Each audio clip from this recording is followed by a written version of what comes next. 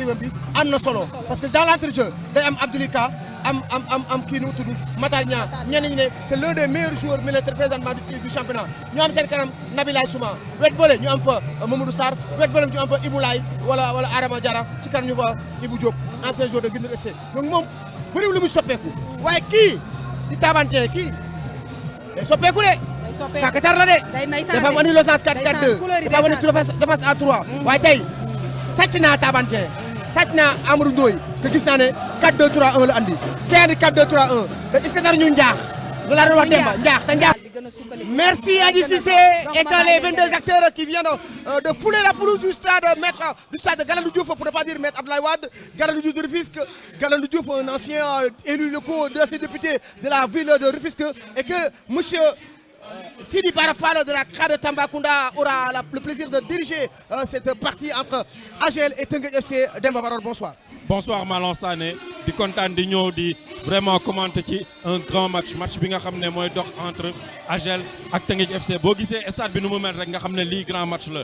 De Teungueth FC, dans le but on a Marc Arnaud Philippe Diouf, à droite on aura Cheikh Sarr, à gauche on aura Joseph Layou Samb, dans l'axe Baye Assane Ciss, le capitaine, sera accompagné de Sidi Sow, devant la défense Abdoulika qui sera accompagné de Matar Niang et le maître à jouer sera Nabilay Souma. En attaque on aura Mamadou Sarr sur le côté droit, Adama Diarra sur le côté gauche ou bien droite-gauche et comme centre avant on aura Ibrahima Diop. Sur le bas on a Ibrahima Fall Diakhaté, Malick Ndoye Begne, Matar Cissé, Pape Ibrahima Ndong, Pape Aboubacar Diop, Dame Diop, Momar Dieng et l'entraîneur chez Sidat Sarr Demba. Malang boo gisee Sidat Sarr nga xam ne il a trouvé son 11 ci bi dañoo bëgg match bi jeexee ci fair play dañoo bëgg match bi nga xam ne ñoom ñaari supporters yi ñu xam que ne lii football la moo ñu boole dañoo bëgg a jouer gagner ku mën a gagner baax na Teungueth lay des. Ku mën a gagner baax na ça restera à Teungueth FC et que les joueurs de Teungueth FC aussi sont présentement face à leur COP et ceux qui sont aujourd'hui logés au niveau de la tribune découverte parce que Teungueth joue à l'extérieur, c'est très normal, c'est le schéma organisationnel qui était là et qu'ils ont fini de communier eux aussi avec leur public de aller Rio, un match qui sera très très animé, qui sera âprement disputé. En tout cas, le match démarre dans la sportivité et je veux que ça termine dans la sportivité. Li ñuy wane ni instant bi ce que les deux présidents ont montré, ce que les joueurs ont montré, instant bi vraiment c'est match boo ko amee nga xam ne ñëpp match bii la ñu teg bët match boobu da ngay andi tes meilleurs sifflets et je pense que les meilleurs sifflets sénégalais sont aujourd'hui ici et on va voir ce que ça va donner. On va voir ce que ça va donner ce match tant attendu. Et que sur les 11 de Teungueth FC. Le voir ici, c'est très normal. Bëgg nañ tamit di continuer di gis yeneen anciens internationaux ñuy ñëw fii di ñaax. C'est 30 minutes passées, le coup d'envoi donné par Ibrahima Diop, ancien joueur de Gendrim FC du côté de la Mauritanie. Et première relance perdue par Matar Niang de Ousmane Farsek. Ousmane Farsek, le décalage est fait sur le flanc droit. Lamine Beye, le centre, le crochet, non, Lamine qui garde le ballon. Le centre dégagé par Cheikh Sarr. Très loin devant, qui va récupérer Ben Coly de la tête. Attention, le danger est toujours là par Masser, ballon dégagé par Baye Assane Ciss. AGEL commence comme nous. Attention, Lamine Beye, c'est parti. Marco qui nous a la tête, qui passe à côté. C'est tête de Mandione Baye à l'avant-centre de Soukaï Cissé, qui fait partie du staff technique des Lions. Football féminin, attention, Ibrahima Diop qui décroche, surveillé par Mamadou Touré. Récupération, Abdoulika. Abdoulika qui garde le ballon, Abdouli toujours, qui a toujours le monopole du ballon, qui va s'appuyer sur Sidi Sow, qui va lever la tête, Sidi. Baye Assane Ciss. Baye Assane, le contrôle dans le sens du jeu. Adama Diarra qui perd le ballon, récupération Matar Niang, qui va aérer vers son gardien de but, Marco Diouf. Marco, attention à ses passes, Marco. Il a vu l'appel de Mamadou Sarr, la tête de Souleymane, ou bien la poitrine, Souleymane Cissé, le sombrero, Nabilay Souma qui perd le ballon, Lamine Beye. Ousmane Diakhaté, Massayer Dieng, attention à Massayer, qui ne va pas essayer à sortir. Oui. Attention Massayer dans la surface de crochet. Massayer, péno. Non, il a dit que c'est à l'entrée de la surface de réparation. On a le VAR pour rechercher cette équipe de Teungueth FC. On regarde l'action. Là, 1-2 avec Massayer, c'est dans la surface de réparation. C'est dans la surface de réparation. Il s'est trompé complètement. Djibril Wade va chercher les moyens pour que la saison 2025-2026 amène la VAR dans nos stades. La 1-2 avec Taban Souleymane. est hors de lui. Il est en train de rappeler aux arbitres que le coup franc, C'est dans la surface. c'était pas un coup franc, c'était un penalty. C'est un penalty. Diakhaté qui récupère le cuir. Attention, Mandione Baya, dos au but, il est excellent. Massaer Dieng, quel toucher de balle de Massaer. Il a caressé le ballon, il va trouver Lamine Bey de la poitrine. Lamine Bey qui joue avec Souleymane Dieng. Souleymane Ben Koli. Sans complexe, Sans Marlon. complexe. La passe à 22. Attention, Ousmane Sek, Massaer, la passe, attention dans la surface. Le 1-2, Massaer Dieng qui loupe le ballon. Dans la surface de réparation, Ousmane Diakhaté qui se bat, qui perd le ballon. Quelle grosse frayeur du côté de Teungueth FC. La défense à l'agonie. Marlon, les rouges sont comme des... Une raison pour laquelle ils le suivaient beaucoup. Baya Sansis, Abdoulika contre mal ajusté. Il joue avec son gardien de but. Marc Arono Diouf qui va lever la tête. Sidi Sow dans le sens du jeu, il va lever la tête lui aussi à son tour. Il va jouer long pour trouver Ibrahima Diop, défenseur du ballon par Mamadou Touré. Rude bataille entre Layous et Souleymane Dieng. Sur le flanc gauche, Mamadou Sarr, attention, c'est un dribbleur. Mamadou Sarr face à Ben Koli qui va lever la tête. Le centre de Mamadou Sarr, de la tête, Djibril Gueye, récupération. Matarnia qui manque sa frappe, dégagée par Mamadou Touré. In extremis, le ballon qui va sortir en touche. Jouer rapidement, Cheikh Sarr. Souleymane Cissé qui me banc. Ils ont fait leur classe de jeunes au niveau de Agel. Magarakle, c'est attention, Lamine Bey. Révélation en Ligue 2 la saison passée avec RS Yoff. Lamine Bey, le crochet, il perd le ballon, non. Il garde toujours le ballon, il va frapper, non. La feinte, Lamine Bey, il a servi Ousmane Diakhaté. Il court malheureusement. Oui, aïe, aïe, aïe, aïe, aïe, aïe, aïe, aïe, aïe, aïe. Grosse frayeur, wow. Pourquoi il n'a pas frappé? Ouais, il a joué collectif. Il voulait que Wadi Djoko mu defalaat ko retrait. Loolu la bëggoon da ko bëggoon jox mu defalaat ko retrait, mais c'était trop profond. Il a manqué de courage, Lamine Bey. Pourtant, c'est pas pour rien qu'il était la révélation en Ligue 2 la saison passée avec RS Yoff. Lamine Bey qui peut jouer sur pas mal de postes dans cette équipe d'Agel. Cheikh Sarr, dépassement de fonction. Il dépasse la ligne médiane. Cheikh Sarr, le tacle de Ousseynou Diakhaté. Il résiste à la charge. Attention, Cheikh Sarr toujours servi par Matarnia. Il a vu Layous. Layous, Cheikh Sarr. Attention, Cheikh Sarr contre Penalty. Non, c'est son apport. Et j'espère que Teungueth FC, gars, ils donnent top. Là, à l'action. Il a pris le pointu. Et qu'on ne pouvait même pas s'attarder sur le ralenti. Moi, il m'a donné 5. Quand ton équipe souffre, il te faut un leader qui va sonner la révolte. Et Cheikh Sarr l'a fait. Et quel contrôle! Quel contrôle de Mandione Beye! Wow, quelle classe! Il me rappelle Zidane. Et le tacle. Et le... Marc Diouf. Marco qui veut jouer entre les lignes. En termes d'affluence, on a battu le record. Ils ont battu le record. Le crochet, attention. Il a perdu le ballon. Ousmane Diakhaté. 3 contre 2. Ousmane Diakhaté. Et Marco pour l'arrêt. Je t'avais dit, il y a... Et que, attention aussi, là, la frappe et le grand jeu. L'arrêt de Marco. Et de la poitrine. Donc, l'autre instant, c'est un problème. Comment organiser leur attaque? Djibril Gueye qui prend le dessus sur Ibrahima Diop. Récupération Ben Koli qui va servir Malick Sarr. Attention, il faut attaquer le ballon. Malick Sarr qui se dégage. Et récupération. Baya Sansis. Abdoulika en duel avec... Aucune solution. Ousmane Diakhaté, récupération. Pape Massaer Dieng, des coups de rein, des coups de jambe. Pape Massaer Dieng, très très bon joueur. Il a servi Souleymane Cissé, le centre. Souleymane Cissé, la tête, non. Lamine Bey n'a pas eu l'audace de placer un coup de tête pendant que Ousseynou Fall sec est au sol.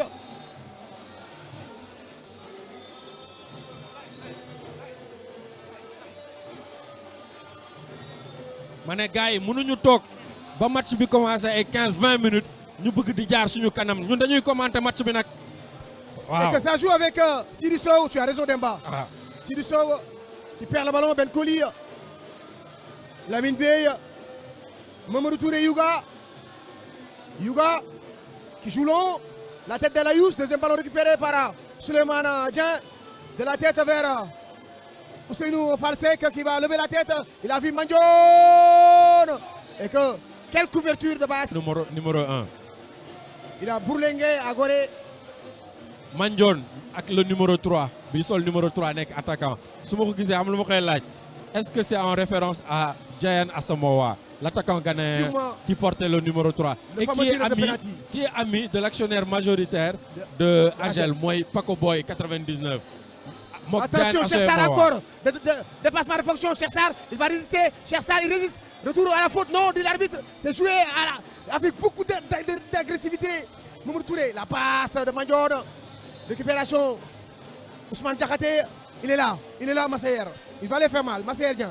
Pape Massaer Dieng. Il a vu Ousmane Fall Diakhaté. Ousmane Fall Diakhaté, la petite lourde. La tête. Oh! Et il va prendre la sanction administrative sûrement. Cette fois-ci, non. Il a échappé belle. Mandione pour la déviation. Malik Bey, très court, récupération. Attention, Massaer qui va faire le 360 degrés. Des entre-mous, des entre-chats. Il va fixer par Massaer. Par Massaer qui a vu le dédoublement de Lamine Bey. Contré par Abdoulika. Récupéré par Nabila Souma. Le contrôle qu'il va perdre. Souleymane Cissé. Attention, Massaer. La feuille morte au second poteau. Attention, Ben Kolia qui trébuche dans la surface de récupération. Et Lamine Bey, le crochet. Déposé dans la surface de récupération. L'acrobatie manquée de Massaer. De la tête. Les deuxièmes ballons. Bogi c'est équipe de contrôle. Souvent c'est parce que l'équipe est moins agressive. Penalty. Cette fois-ci, il n'a pas sifflé. Amadou Ben Kouli, le crochet est devant. Siriso, l'arbitre n'a pas branché. Souleymane John, le raté est là. Il est là, le déplacement du jeu. Souleymane Dieng qui trouve Lamine Bey, le crochet, il y a péno. Et c'est la mi-temps des morts. Sur ce coup, 0 but partout entre le petit frère et le grand frère. Je vous nomme Agel de Rufisque, Tanguy de Rufisque. ouais, une très belle première mi-temps de AGEL. Il leur manque qu'un seul truc. L'arbitre Philippe Arafal qui est en train de revoir son chrono et c'est reparti avec Mandione Baye qui donne le ballon à Ousseinou Falsek qui transmet à Souleymane Cissé qui trouve Massaer Dieng, le sombrero de Massaer avec Ousmane Diakhaté qui perd son duel mais qui obtient un contre favorable.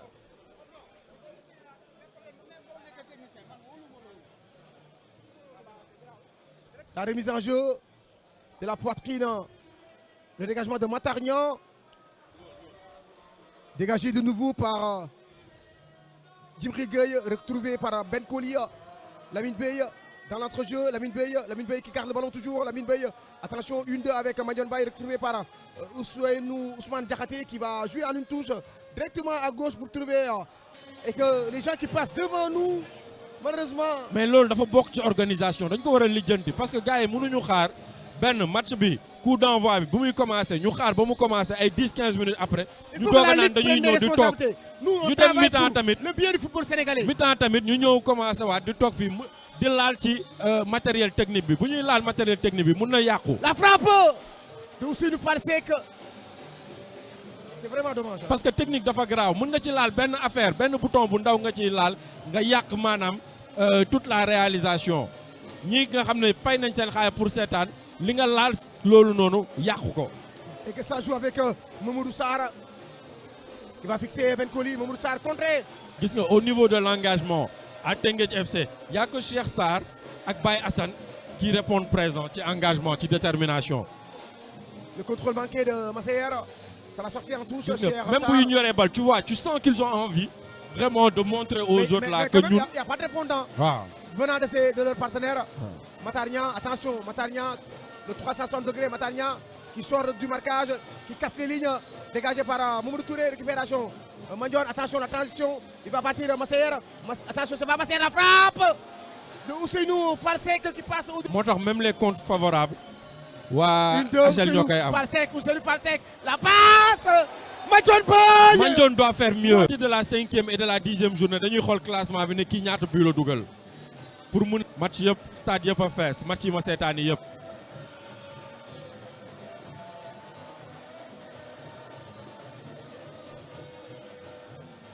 xam naa waa génération foot sax bu ñu leen delloo woon déeni dinañ feesal déeni Biram Ndaw. C'est sûr. Ils vont se déplacer demain à Wakam. Ça joue entre les lignes avec Adama Diarra qui attend le dédoublement de Cheikh Sarr. Il préfère jouer, se débarrasser du ballon. Il a joué désespérément parce qu'il n'a pas de solution. Récupération Abdoulika qui va s'appuyer de nouveau vers son arrière droit. Cheikh Sarr, le centre dégagé par Hugo qui a failli de la défense de AGEL. On revoit l'occasion de Matarnia pour Momar Diène. Matar Cissé, Momar Diène. Matar Cissé de nouveau. Qui accompagne le ballon du regard. Nabila Souma. Cheikh Sarr. Matar Cissé, Cheikh Sarr de nouveau. Pour son capitaine, Baye Assal Cissé. Sidi Sow. Amadou Ndoye qui demande à son bloc de remonter. La tête de Lamine Bey. Le capitaine Souleymane Dieng. Mandione Baye. Il joue en une touche. Il n'y a pas d'autre. C'est des yak match, vraiment. Ce n'est même pas ça. Wow. Parce que la Ligue ne parle même pas là-dessus. Wow, nañu bu ñu yegg foofu. Du foofu sax. Attention. Beaucoup de mouvements. La tête, le but. Qu'est-ce que je t'avais dit? Le but. Je t'ai dit le salut. Samb qui délivre Teungueth FC sur un coup de pied arrêté. Il a sauté. Parce que dans le jeu, c'était pratiquement impossible. Donc, ci coup de pied arrêté yii nii la ñu mënoon andi le salut le kii nii pour faire la différence. Parce que dans le jeu. Tout au stade, un coup de tête venu de nulle part. Il l'avait dit Demba Baror. Le salut ne pouvait venir que sur les coups de pied arrêtés. Et Laïus est passé par là. Malick Ndoye Pegne qui a succédé à Laïus pour jouer ces coups de pied arrêtés. Ouais, quand il est rentré, il a pris. Il n'est pas au marquage. Là, il a pris un élan. Tête il piquée. a catapulté le ballon de la tête pour battre le gardien.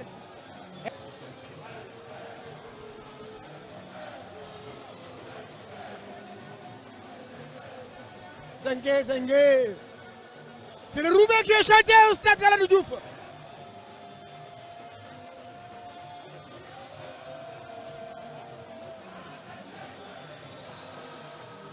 Hey! Entre deux joueurs.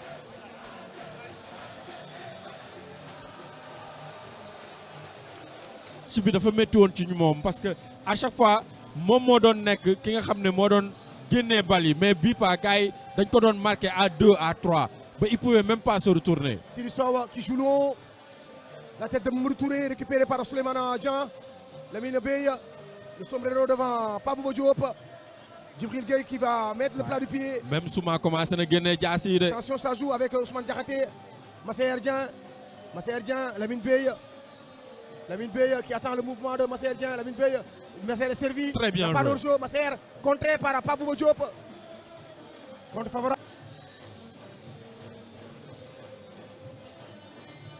Et El Hadj Malick qui joue rapidement Malick Sarr. Djibi Gueye. Souleymane Cissé. Pape Massaer pour dévier le ballon. Devancé par Pabou Diop. Souleymane Cissé de la tête. Cheikh Sarr de la cuisse qui va se débarrasser du ballon. Dans l'entrejeu, ça joue avec Ousmane Diakhaté. Qui parvient à s'appuyer sur Souleymane Cissé. Bassana qui trébuche. Attention Massaer. Massaer toujours. Massaer. Attention. Le centre d'Ousmane Seck. La tête de Mandione. Mandione. Encore Mandione. Engagé. Bado am rouge. Jaune yaa ngi takarnaase de. Ils vont sûrement faire sortir Nabila Souma pour amener Dame Diop. C'est pour fermer la boutique Sidat Sarr. À la 79e minute de jeu. Hugo qui met dans la boîte. Mandione qui dévie. Massaer pour prolonger vers Lamine Bey, le dédoublement. Lamine Bey qui va préférer centrer au deuxième poteau. A empêché le poteau. Le but, non. Contré. Quelle occasion. Et attention Massaer.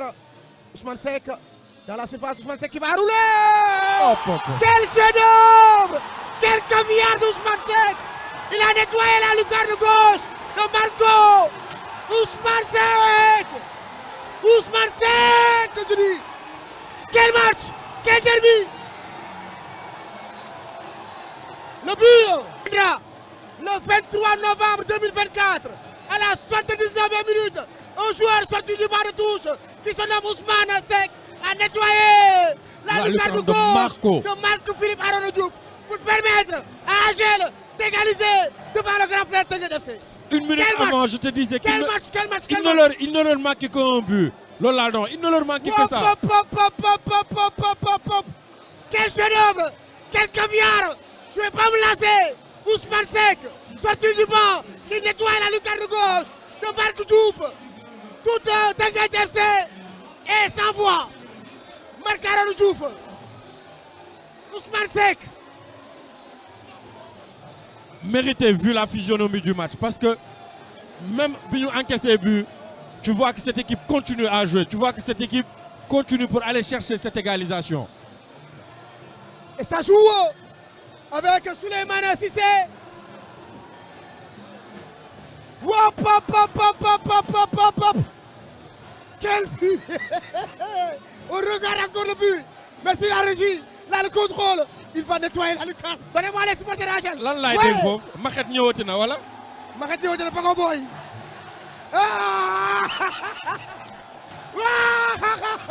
C'est les ambiances. C'est le football local. C'est sur la LSFP TV. Allez acheter votre passe à 800 francs, à 3,99 € si vous êtes en Europe. Et il y a un match qui vous attend à 18h30 entre Walidane et AS Pikine. Allez sur Sport TV. Quelle ambiance, Malon. Quelle ambiance. Stade Bagny Khar. Stade Bagny Khar, Malon. Le rouge blanc, le drapeau rouge blanc est en train de flotter.